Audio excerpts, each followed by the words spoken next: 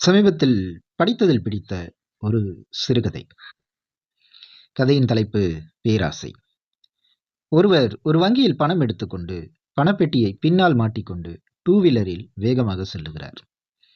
வண்டியின் அதிர்வில் அந்த பெட்டி லேசாக திறந்து கொண்டு 100 ரூபாய் நோட்டுகள் கொண்ட ஒரு கட்டு கீழே விழுந்து விடுகிறது.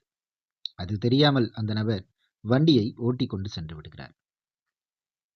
கீழே விழுந்த வேகத்தில் 100 ரூபாய் நோட்டுகள் கொண்ட அந்த கட்டிலிருந்து ஒரே ஒரு 10 ரூபாய் நோட்டு மட்டும் விடுபட்டு காற்றில் பறந்து சிறிது தூரத்தில் கிடக்கிறது.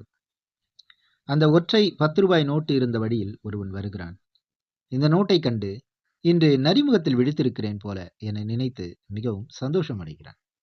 அந்த நோட்டை எடுத்துக்கொண்டு ஓட்டலுக்கு போனான்.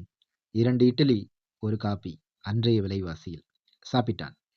அருகில் இருந்த பிள்ளையார் கோயில் உண்டியலில் மீதி இருந்த 1 ரூபாயை போட்டு பிள்ளையாருக்கு நன்றி சொன்னான். சந்தோஷமாக வீடு திரும்பினான். மீதி 99 10 ரூபாய் நோட்டுகள் கொண்ட அந்த கட்டு அது விழுந்த இடத்திலேயே கிடந்தது. அந்த வழியாக ஒருவன் வந்தான். இந்த நோட்டுக்கட்டை பார்த்தான், எடுத்தான், பரபரவென்று எண்ணினான். 99 நோட்டுகள். மீண்டும் மீண்டும் பலமுறை எண்ணினான். 99 நோட்டுகள் தான் இருந்தது. வங்கியில் 99 நோட்டுகள் கொண்ட கட்டு கொடுக்க மாட்டார்களே, அந்த ஒற்றை 10 ரூபாய் நோட்டு இங்கே பக்கத்தில் எங்கேனும் தான் கிடக்க வேண்டும் என்று தேட ஆரம்பித்தான். அந்த ஒற்றை 10 ரூபாயை தேடினான், தேடினான், தேடினான், இன்னும் தேடிக்கொண்டிருக்கிறான் என்று இந்த கதை இந்த இடத்தில் முடிகிறது.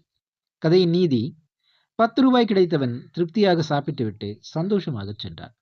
990 ரூபாய் கிடைத்தவன் அதை அனுபவிக்காமல் இன்னமும் ஒரு 10 ரூபாய்க்காக அல்லாடி கொண்டிருக்கிறான்.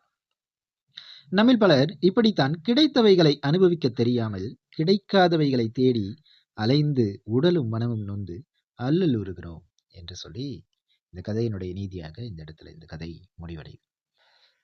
இந்த கதை எழுதப்பட்ட காலம் அப்படிங்கிறது மிக நீண்ட ஆண்டுகளுக்கு முன்னாடி அப்படின்னு நினைக்கிறேன். ஏன்னா 10 ரூபாய் நோட்டுகளை எல்லாம் வங்கியிலிருந்து வாங்கின காலகட்டங்கள் எல்லாம் முடிந்து போனது.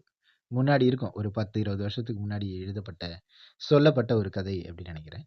ஆனால் இப்பவும் இருக்கக்கூடிய இந்த வாழ்க்கைக்கு மிகச் சரியாக, பொருத்தமாக இந்த கதை இருக்கிறது. அப்படிங்கிறத இந்த கதை படிச்சப்ப எனக்கு அப்படியே தோணுச்சு. சரி, அதனால தான் இது ஒரு சின்ன பதிவா இங்க குடுப்போம் அப்படின்ற மாதிரி இந்த பதிவு பண்ண முயற்சி பண்ணேன். மிக்க நன்றி உறவுகளே. இந்த பகுதி உங்களுக்கு பிடிச்சிருந்ததுன்னா, மறக்காம இந்த பகுதிக்கு ஒரு விருப்பம் தெரிவிங்க. நம்மளுடைய தமிழ் கவியுலகு வலைவலிய சப்ஸ்கிரைப் பண்ணி வச்சுக்கோங்க.